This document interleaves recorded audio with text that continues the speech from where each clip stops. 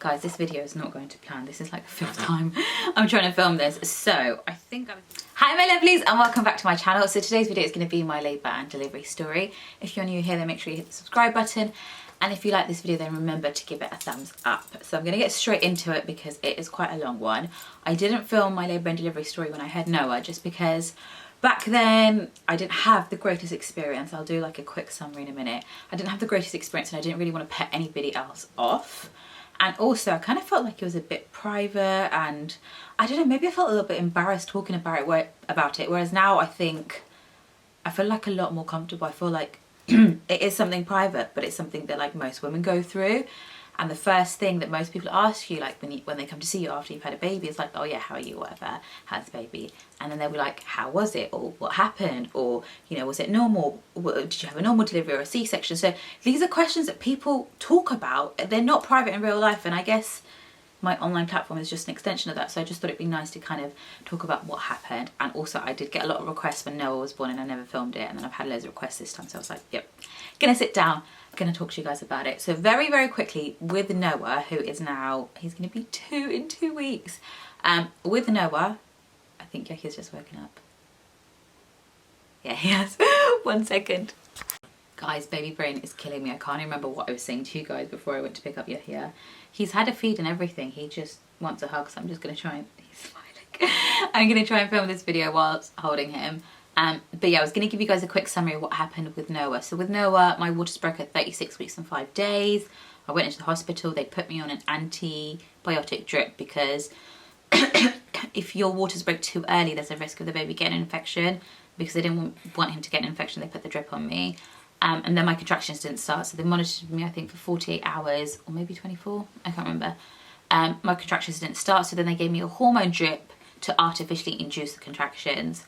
Now, contractions kill like a bitch anyway, but with the hormone drip, they're 10 times worse. Literally every contraction felt like I was being hit by a bus. It wasn't just like my belly, my back, it was like my whole body. It just completely takes it out of you. I don't think my labour was too long, like 11 hours or so, I think. But I lost loads of blood, so I had to have a blood transfusion afterwards. They kept us in for a while just to monitor us. It wasn't a great experience. I think I was in for 5 or 6 days. We got home, we were home for less than 24 hours, and then Noah got jaundice.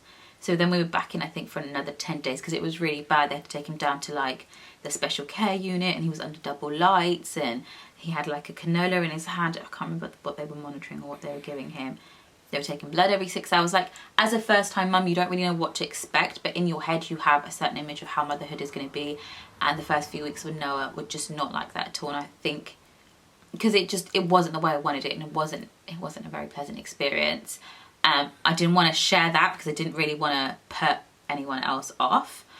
So that was my experience last time. This time, this is the one I'll talk about in detail. So this time, I thought I was going to go into labour at 37 weeks because that's what happened with Noah. I went into labour at 36 and then by the time he was born I was 37 weeks. So at 35 and a bit weeks I decided to stop working, stop going into London. I was like, I'll have about 2 weeks of rest at home and then the baby will be here. 37 weeks came and went, 38, 39, 40, 41. Yeah, he was born at 41 weeks and I was so fed up by the time it came. I was so huge, I couldn't do anything. Everything made me get out of breath. I couldn't even look after Noah. Like, I would have him for a few hours during the day and then my mum and my mother-in-law were helping me loads. At the end of my pregnancy wasn't great and I was in a bad mood all the time.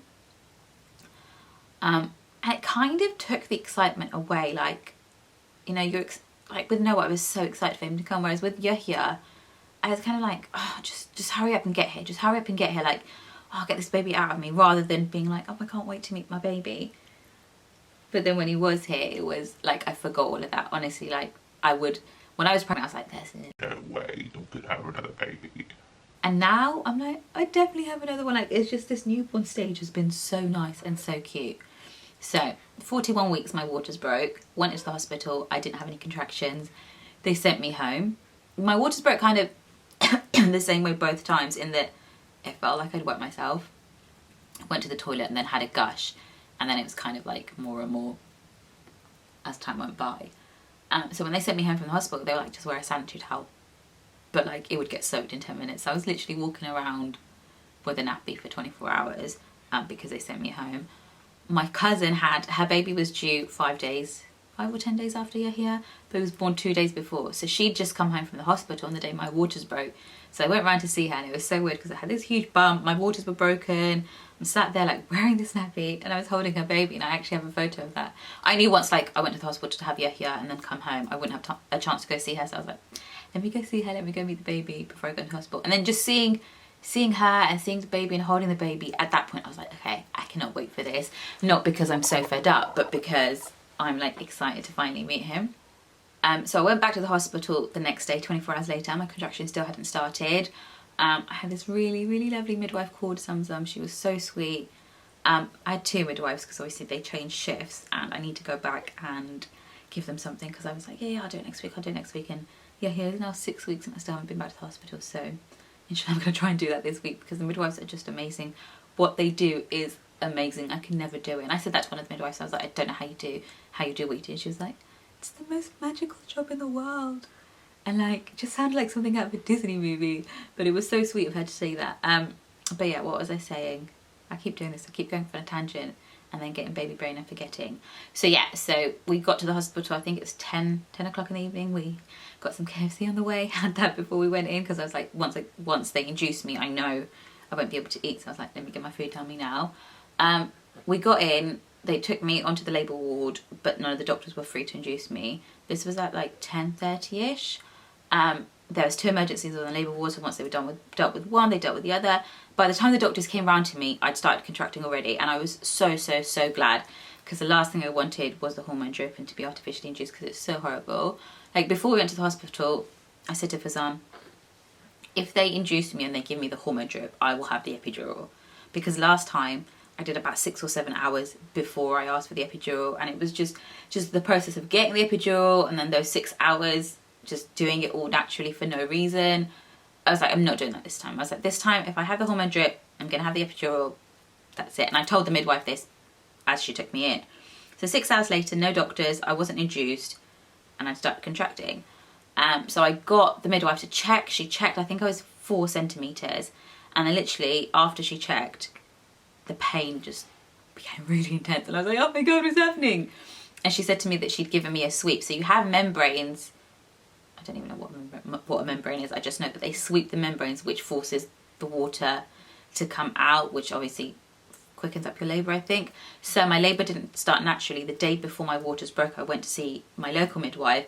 She gave me a sweep, and I think that's what started the labour. And then when I was on the labour ward, and I had 4 centimeters contracted, the midwife gave me another sweep to kind of help it along.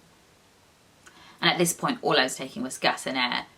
But I was being quite careful with it. I don't know why, like, I feel like I wanted to do like a whole all natural birth. Even with Noah I did, and obviously that went out the window.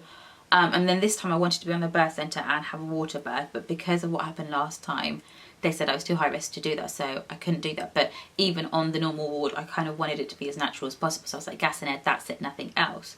But what I realised was 2 things. Firstly, gas and air makes me so sick. Like with Noah, I was literally sick, I think 3 or 4 times because of the gas and air. Whereas this time I was only sick once, so it wasn't as bad. But that's because I was a lot more careful with how I was taking it. I was only taking it when I got a contraction, whereas when I had Noah, I was literally just like just getting myself high on the gas and air, even though I wasn't contracting. So even the moments where I wasn't in pain, I was still taking the gas and air. And I think that made it worse because when the contraction did come, I feel like the gas and air didn't work as well. So that's kind of what I changed this time round. And then the other thing that I realised was, because my waters had broken, they had to monitor his heartbeat, and they had to do the same thing with Noah as well. And they put these belts on you with like these big things. So I had 2, one to monitor my heart rate and one to monitor Yahya's, so that they could tell which one was which, and if either of them were dropped or, anything happened, they could pick it up. But because those belts move so easily, you kind of just have to lie on the bed. And that's what I had to do with Noah as well. That makes the contractions a lot more painful, because a few times when I got up to go to the toilet, I had to take the belts off. And then when I was in the toilet and I'd contract, I'd have a contraction. I'd literally just hold the wall and breathe through it. And it wasn't that bad. Like, it hurt, but I could do it. Whereas when I'm lying on the bed, there is no way I can do it. I'm in agony, like gas and air is the only thing that's like kind of helping to make me feel better. So I do feel like if you don't have to be strapped to the bed, be active, walk around, move around, you can breathe through them. And if you've got gas and air, you're good. Like honestly, you're good. So at about 6 o'clock, I say that and then I'm going to tell you that I had the epidural. So about 6 o'clock in the morning, the midwife checked me and it'd been like 4 hours and I was only still 6 centimeters dilated. And at that point I was like, nah, I'm done. I was like, give me the epidural. So then the anaesthetist, I think that's what it's called, he came in, gave me the epidural, and it takes about 20 minutes for them to give it to you and about 20 minutes to kick in. Then after that I was okay. I was like, yeah, this is like a walk in the park. I don't know why I didn't ask for it earlier. I made the same mistake last time, whereas I'm like in my head I tell myself, yeah, I can do it, I'll be fine. And then I give in and end up having the epidural anyway. So after I had the epidural at 6, and Yahya was born at about 10. So 6 o'clock in the morning, the midwife swapped over, and I got a new midwife called Rukia, and she was really, really lovely and amazing. She was 21 and I have no idea how the hell she does what she does. And like, I know I would be in pieces in that kind of situation. I just, you know, I wouldn't be able to deliver a baby. It's a really tough thing to do. And every time I kept saying to her, I was like, oh, you're so good. She'd be like, no, you're the one that's like really good. You're the one that's going through the pain. But I think when you're in that situation where you feel so vulnerable and so helpless, like labour and motherhood and giving birth it is a miraculous thing. And I think people make it out to be like all nice and amazing and magical, but really the actual experience is quite degrading. You're in this state of vulnerability, you're helpless, kind of relying on the people around you to guide you through what's happening. It's the closest you kind of get to death's door in a way. And I think the midwives, not only are they amazing in what they do, but the fact that they kind of help you keep your dignity and help you keep your modesty, and like just don't make you feel uncomfortable regardless of what happens, and like make you feel like you're in safe hands. So after I had the epidural, I think like it really put me at ease and I was kind of able to relax a bit more. I had some dates in there, so I kind of snacked on those because I was like, I'm gonna need my energy to push. I didn't take in any Lucozade, and someone said to me, you should have taken a Lucozade because apparently like that's really helpful towards the end, especially if you've had a long labour and you're really tired and it gets to the pushing, just have an energy drink. I didn't even think about that, but yeah, I had my dates, so snacked on those. Like we were just talking. It was, you know, kind of, we'd been awake the whole day and then the whole night. So at this point, Fasan was kind of falling asleep and I was like, oh my God, don't fall asleep. But then I was also falling asleep because the epidural relaxed my body so much. I had sort of Muddy and playing in the background just because I feel like it really calms me down. And when I'm having the gas and air, this is one tip that helped me last time and I feel like it really helped me this time as well. I'm really dramatic. Like, ask anyone who knows me personally, I'm a drama queen. But during labour, I don't know what it is. Like, I managed to keep calm, and I feel like it's really important to keep calm. Like, for me, I feel like it's a really spiritual thing that you go through, and it's amazing that our bodies can do that. Like, it's insane really when you think about it. So I feel like because it is like this whole spiritual thing, and because it can be so risky and so many things can go wrong, I just feel like I always need to kind of stay in a mental state where I'm kind of praying as well, just in case anything happens and it isn't my time to go. So I had somebody playing on the background, and every time I was taking the gas and air during the contractions, it was getting to a point where I'd close my eyes, I'd block everything out, and all I could hear was Sura Maryam, and I feel like that really, really helped to calm me down. And then when I was fully dilated and I needed to push, I always struggle with the pushing bit. This is probably too much information, but I always struggle with the pushing bit because like in the movies, they're just like push and the baby's there. And in real life, it doesn't work like that. It takes a lot longer. But during the pushing bit, like that, I feel like that's when you really need to use your energy. And I felt like I was getting louder and louder. And in my head, I'm like, no, I want it to be peaceful and calm in this room when the baby comes. I don't want the baby to come into a world like full of noise. I just want him to hear the surah and like just it be as peaceful as it can. So then I had to like kind of rein myself in and control myself in the gas and air. And what I was listening to really helped with that. And then, yeah, I got stuck. His shoulder got stuck. I didn't really know what was going on. at that point, I'm gonna be honest, I didn't care. I was so exhausted. I was like, oh, I'm out of it. And then my midwife said, she said, I need to call everybody else in here. Don't worry, everything is fine. She pushed the button. She must have pushed the button. I didn't see her push the button. Suddenly, like, the bed is surrounded by doctors and nurses. And I've always had this question that as a hijabi, how do you feel about having a male doctor or a male nurse? And whilst I would always prefer a female, like, I just think when you're in that state, you need help. And you shouldn't decline it just because it's a male or just because it's a female. Like, I just feel like that's a really silly thing to do. So even when I had Noah, the head midwife that came in, he was a male. And this time there was everybody, the world and his wife, were on the bed at the point that Yahya was about to come out. But his shoulder got stuck. And then I don't know what they did. They kind of twisted him and pulled him out. Managed to get him out without me tearing, which is a miracle. I don't know how that happened. And I just remember because I didn't know what was going on. I didn't know that it was his shoulder that was stuck. My heart kind of was just like, I was a bit like, is he okay? Like, I was waiting for him to cry. Because when you're on that bed and you're pushing and your baby's about to come, and suddenly there's so many doctors and nurses around the bed, and you know that there's something wrong, and you just want to know that your baby's okay. Like, that, at that moment in time, that's how I felt. I was like, just, Ya Allah, please let him be okay. And then when I heard his cry, that's when I was like, oh, phew, okay, like, he's okay. Whatever else it is, we can deal with it. Like, he's here. That's the main thing. And then I turned around because I made Fazan face that way. I was like, don't look down that way, look this way. And as I turned around, he was holding my hand, like, he had tears in his eyes as well. And then, yeah, like, he was okay. His shoulder got stuck. It's called shoulder dysto. I can't even remember what it's called. But yeah, he was all right. They just checked him over and then just put him on my chest. And then we were in there for like 3 hours. And I just got to have like loads of skin on skin time. I fed him. And it was just, I feel like it was so different to when I had Noah. When I had Noah, after I had Noah, they put him on my chest.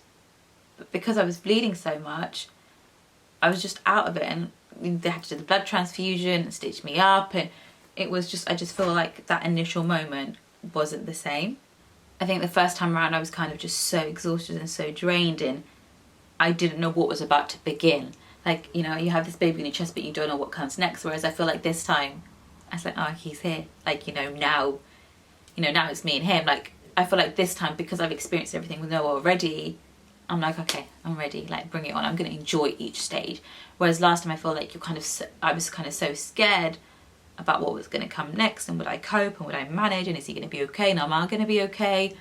Whereas this time I'm like, even if we're not okay, it's okay. Like, I've got him, he's got me, and like, that's the main thing. And I feel like that's really affected the first few weeks that I've had with, or 6 weeks now, that I've had with him as well. I feel like instead of worrying, am I doing things right, which is what I was doing, no, I was constantly like worrying about every little thing. I remember like when he was first born, I would check every couple of, like, if he was sleeping, I would check, is he still breathing? Whereas with Yahya, I don't even think I've checked once. I'm like, yeah, he's all right. Like, it's kind of, because I'm a bit more relaxed, I'm enjoying it more and I'm embracing it more, and it's nice because I get to share it with Noah as well. And I'm trying to remember to enjoy each stage of Noah as well, because although he's a lot older, he's not going to be that age again. So yeah, it's kind of been a handful, and I feel like this video has kind of been all over the place. So I do hope that it made sense. I do think there's going to be a few bits where I've had to just chop it because I've been mid-sentence and my brain goes blank. Like, my baby brain this time is so bad. But I am going to do another video because I did an Insta story and asked you guys if you had any questions, and there was loads. So I'm going to do kind of like a new mum Q&A. I'm going to do a new mum Q&A, but that'll probably be in a few weeks. So I'm going to maybe film it now, seeing as I've got my makeup on and I'm all ready. But I hope you guys enjoyed this video, and if you did, then make sure you give it a thumbs up, and I'll see you all soon, inshallah.